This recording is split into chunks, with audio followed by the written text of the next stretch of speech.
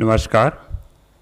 आज हम आज की ब्रीफिंग स्टार्ट करते हैं from the agriculture ministry and then we go to the other ministries. So I will request Alpana please. Good evening. I will give you a brief overview of the positive work done for the welfare of farmers, poor people, and people in rural areas to fight against COVID-19. Ministry of Agriculture, next slide, please. Overcoming the lockdown restrictions, sown area of summer crops has increased significantly, registering 36% increase over the last year, pushed up mainly by rice cultivation.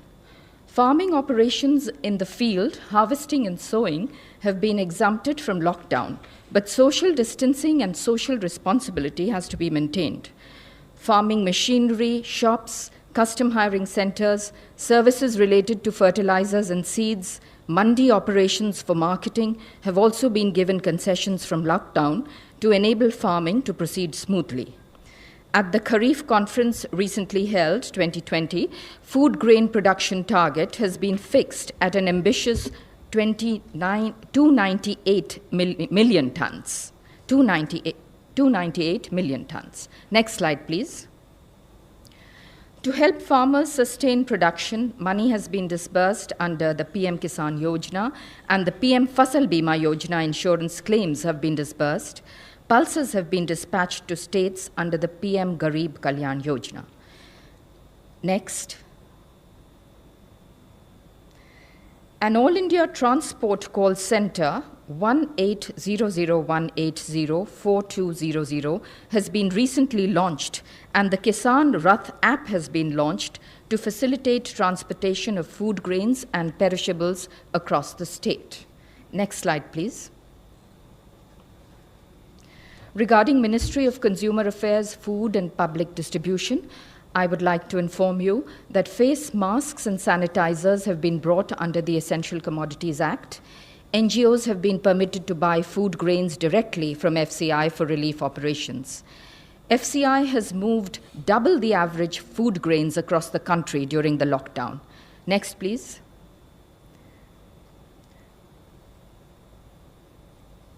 Next. Ministries of Rural Development and Panchayati Raj, I would like to inform you that government has hiked the Manrega wages in the wake of COVID-19 pandemic. The average increase is Rs 20. There has been a direct cash transfer to women under the Pradhan Mantri Jan Dhan Yojana account holders under PM Garib Kalyan package. The self-help group women have helped in this effort. The women self-help groups under the NRLM, the National Rural Livelihood Mission, are making protective face covers, sanitizers, soaps, and are running community kitchens in large numbers. Thank you. Thank you, Alpna. Now the Ministry of Home Affairs, please. गृह मंत्रालय की तरफ से update है। गृह मंत्रालय निरंतर lockdown measures के एनफोर्समेंट को मॉनिटर कर रहा है। जहां भी लॉकडाउन का उल्लंघन हो रहा है, वहां राज्य सरकारों के साथ संपर्क करके उचित कार्यवाही की जा रही है। कल गृह मंत्रालय ने एक बार फिर सभी राज्यों और केंद्र शासित प्रदेशों को पत्र लिखकर राज्यों का ध्यान इस बात पर आकृष्ट किया है कि आपदा प्रबंधन अधिनियम के अंतर्गत जो दिशा निर्देश जारी किए गए हैं, उनमें स्पष्ट रूप से लिखा गया है कि राज्य सरकारें इन दिशा निर्देशों का सख्ती से अनुपालन करेंगी। अपने लोकल एरियाज़ की आवश्यकता अनुसार वे ज़्यादा सख्त कदम उठा सकती हैं, परंतु दिशा निर्देशों को डाइल्यूट नहीं कर सकती, कमज़ोर नहीं कर सकती। गृह मंत्रालय ने उनका ध्यान माननीय सर्वोच्च न्यायालय के 31 मार्च 2020 के आदेश में की गई टिप्पणी की ओर भी आकृष्ट किया है कि सभी राज्य सरकारें, सार्वजनिक प्राधिकारी और देश के नागरिक ईमानदारी और निष्ठा से सार्वजनिक सुरक्षा के हित में भारत सरकार द्वारा जारी किए गए निर्देशों और आदेशों का पालन लेटर और स्पिरिट में करें। यह पत्र इसलिए आवश्यक हो गया था क्योंकि कुछ राज्यों में उन गतिविधियों को भी इजाज़त दी जा रही थी जिनकी गृह मंत्रालय द्वारा जारी किए गए दिशा निर्देशों के अंतर्गत अनुमति नहीं है। गृह मंत्रालय ने कल पत्र लिखकर केरल सरकार द्वारा जारी संशोधित दिशा निर्देशों पर भी अपनी चिंता व्यक्त की है।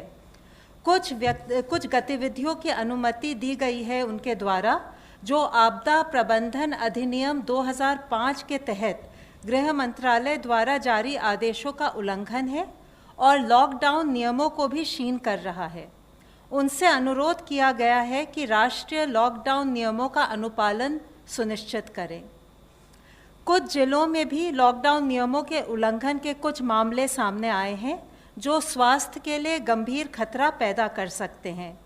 कुछ जिलों में कोविड-19 के संक्रमण की स्थिति गंभीर है या गंभीर होती जा रही है, जैसे राजस्थान में जयपुर, मध्य प्रदेश में इंदौर, महाराष्ट्र में मुंबई और पुणे, पश्चिम बंगाल में कोलकाता, हावड़ा, 24 परगना नॉर्थ, मेदिनीपुर ईस्ट, दार्जिलिंग, जलपाईगुड़ी और कालिम्पोंग।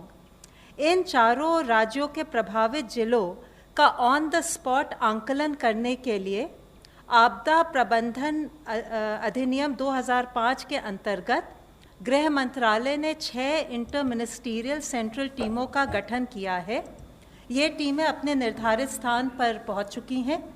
इन टीमों का भारत सरकार के एडिशनल सेक्रेटरी के स्तर के अधिकारी लीड कर रहे हैं। प्रत्येक टीम में 6 सदस्य हैं, जिनमें एक सीनियर पब्लिक हेल्थ स्पेशलिस्ट तथा नेशनल डिजास्टर मैनेजमेंट अथॉरिटी के एक सीनियर अधिकारी भी शामिल हैं।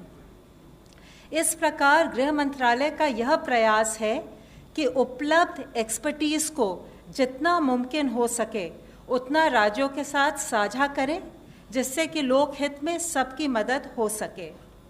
ये टीमें हॉटस्पॉट एरियाज, हेल्थ और मेडिकल इंफ्रास्ट्रक्चर के प्रबंधन और आपदा प्रबंधन के मुद्दों पर राज्य सरकारों का सहयोग करेंगी तथा लॉकडाउन नियमों के अनुपालन के अलावा आवश्यक वस्तुओं की आपूर्ति, सोशल डिस्टेंसिंग के अनुपालन, स्वास्थ्य सुविधाएं, स्वास्थ्य कर्मियों की सुरक्षा, गरीब एवं श्रमिकों के लिए राहत शिविरों की स्थिति आदि पर अपनी रिपोर्ट देंगी। आशा है इन कदमों के साथ हम मिलकर कोविड-19 के खिलाफ अपनी मुहिम में सफल होंगे। धन्यवाद। धन्यवाद। Health ministry representative please. अब तक टोटल 2546 लोग क्योर हो चुके हैं, जो कि हमारी ओवरऑल क्योर परसेंटेज को 14.75% तक लेके जाता है। कल से एडिशनल कंफर्म केसेस देश में 1553 आए हैं, which takes the total number of confirmed cases in the country to 17,265. Last 24 hours में 36 न्यू डेथ्स भी रिपोर्ट हुई हैं।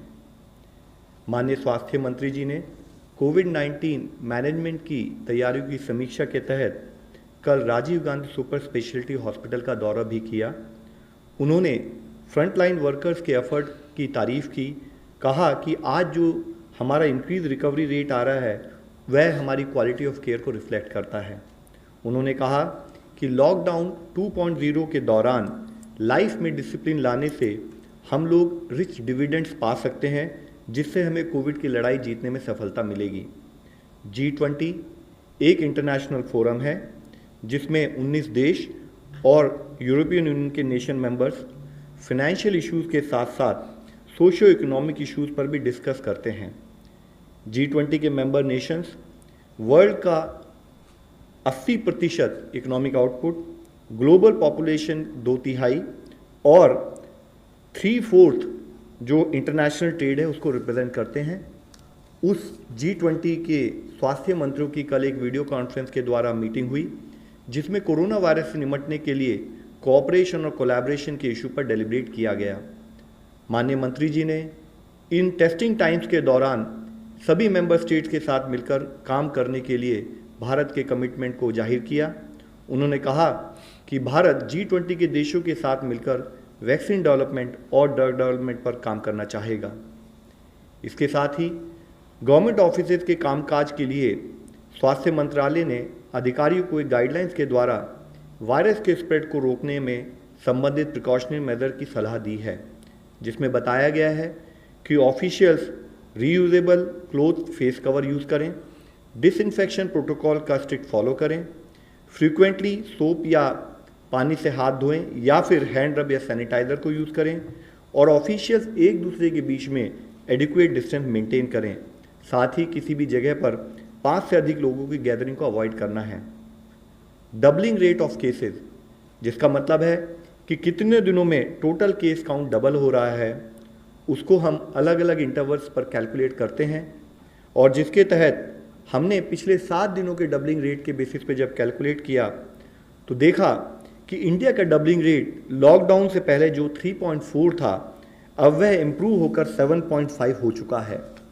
और इससे संबंधित और भी एक अच्छी न्यूज़ ये है कि अगर हम 19 अप्रैल तक का डेटा लें तो इस नेशनल एवरेज के तहत 18 स्टेट्स में नेशनल एवरेज से बेटर परफॉर्मेंस और बेटर इंप्रूवमेंट नोटिस किया गया है, जिसमें कि दिल्ली में डबलिंग रेट 8.5 डेज़ है, कर्नाटका में 9.2 डेज़ है, Telangana 9.4 days, Andhra Pradesh 10.6 days, Jammu Kashmir 11.5 days, Punjab 13.1 days, Chhattisgarh 13.3 days, Tamil Nadu 14 days और बिहार 16.4 डेज़। ये जितने राज्य हैं यहाँ पर 20 से कम करीब डबलिंग रेट नोटिस किया गया। इसके साथ ही कुछ राज्यों में 20 से 30 के दिनों में भी डबलिंग रेट नोटिस किया गया, जो उनकी परफॉर्मेंस को दर्शाता है, जिसमें अंडमान निकोबार 20.1 है, Haryana 21 days, Himachal Pradesh 24.5 days, Chandigarh 25.4 days, Assam 25.8 days, Uttarakhand 26.6 days, Ladakh 26.6 days. इसके साथ ही हमारी कुछ स्टेट इवन उनका 30 दिनों से भी ज़्यादा डबलिंग रेट, यानी कि उनकी परफॉर्मेंस, उनका केस मैनेजमेंट में हम इम्प्रूवमेंट नोटिस कर रहे हैं, वह है उड़ीसा और केरला। मैं ये एक बहुत अच्छी हार्टनिंग न्यूज़ के रूप में आप लोगों के सामने प्रस्तुत करना चाहूँगा, और राज्य और जिला स्तर पर जो हमारे कोविड के फील्ड वॉरियर्स काम कर रहे हैं इस विषय में, उनको धन्यवाद देना चाहूँगा। It is however we would also like to point out कि हम एक लड़ाई में हैं, हम एक बैटल में हैं और हम आराम नहीं कर सकते। एक भी दिन की हमारी विफलता या एक भी व्यक्ति की विफलता हमारे इस QA रिजल्ट को, परिणामों को नेगेट कर सकती है, और इसलिए ज़रूरी है कि हम सारी गाइडलाइंस का यूनिफॉर्म इम्प्लीमेंटेशन करें। हमें कुछ और राज्यों से अच्छी खबरें भी आ रही हैं, जैसे गोवा के सभी पेशेंट्स को रिकवरी के बाद हॉस्पिटल से डिस्चार्ज कर दिया गया है। अब गोवा में कोई भी एक्टिव केस नहीं है। इसी तरीके से जैसे कि कल आप लोगों की दृष्टि में लाया था, माही और कोडगू, इन दोनों जिलों में जहां पर कि पिछले 28 दिनों से कोई केस नहीं आया था, उसमें एक और जिला जुड़ गया है, वह है पौड़ी गढ़वाल उत्तराखंड से। साथ ही टोटल 59 डिस्ट्रिक्ट्स हैं 23 स्टेट और यूनियन टेरिटरीज से, जहां पर पिछले 14 दिनों से कोई केस नहीं आया है, जिसमें 6 नए जिले जुड़े हैं। वह हैं डूंगरपुर और पाली राजस्थान से, जामनगर मोरबी गुजरात से, नॉर्थ गोवा गोवा से, गोमती त्रिपुरा से। और इससे संबंधित हम आप लोगों से रिक्वेस्ट करना चाहेंगे कि फिर भी हमें हर तरीके से सतर्क रहने की आवश्यकता है। दूसरे देशों की तुलना में अगर भारत आज इस सिचुएशन को मैनेज करने में प्रयत्न कर रहा है, उसमें जो भी रिलेटिव सक्सेस मिली है, उसका सबसे मुख्य कारण है कि इस लड़ाई में गवर्नमेंट के साथ साथ हर सिटीज़न मिलकर लड़ाई लड़ रहा है। कम्युनिटी इन्वॉल्वमेंट, कोऑपरेशन और कम्युनिटी लीडरशिप हमारे मैनेजमेंट का एक मुख्य कारण रहा है। माननीय प्रधानमंत्री जी की अपील के तहत देश का हर नागरिक इस लड़ाई में जुड़कर लड़ रहा है, फिर चाहे वह लॉकडाउन का इम्प्लीमेंटेशन हो या सोशल डिस्टेंसिंग से रिलेटेड बिहेवियर चेंज हो, कंटेनमेंट जोन में लॉकडाउन का स्ट्रिक्ट इम्प्लीमेंटेशन हो, कॉन्टैक्ट ट्रेसिंग और सर्वेलेंस से हम हेल्थ वर्कर्स का सहयोग करते रहें, और हर तरीके से फील्ड स्थाई पर पेशेंट मैनेजमेंट पर फोकस कर हम मॉर्टैलिटी को अवॉइड करें, यह हमारा प्रयत्न होना चाहिए। आज जब हम कुछ प्रांतों में रिलैक्सेशन प्रोवाइड कर रहे हैं, तो ज़रूरी है कि हम सोशल डिस्टेंसिंग के नॉर्म्स का पूर्णतः पालन करें, ताकि जो कोविड के केसेस कुछ जिलों में, कुछ राज्यों में कम हो रहे हैं, वे और भी कम हों, और जो ज़िले ग्रीन जोन में चले गए हैं, वहाँ पर हम सबकी रिस्पॉन्सिबिलिटी है कि वह 0 केस की स्थिति में ही बने रहें। हम सभी को पता है कि इस बीमारी की कोई अभी तक वैक्सीन नहीं है। इसकी अब केवल एक ही वैक्सीन है जो हमें सबसे ज़्यादा इफेक्टिव सपोर्ट करती है, वह है सोशल वैक्सीन यानी सोशल डिस्टेंसिंग। इसीलिए फिर आप लोगों से विनती है, आपके द्वारा सबसे विनती है कि कि काइंडली हमें सपोर्ट करें कि सोशल डिस्टेंसिंग और प्रिवेंटिव गाइडलाइंस का पालन देश का हर व्यक्ति एक जिम्मेदारी के रूप में करता रहे और बिहेवियरल चेंज के रूप में अपनी ज़िंदगी में अपनाएं ताकि हम इस लड़ाई से जीत सकें। धन्यवाद।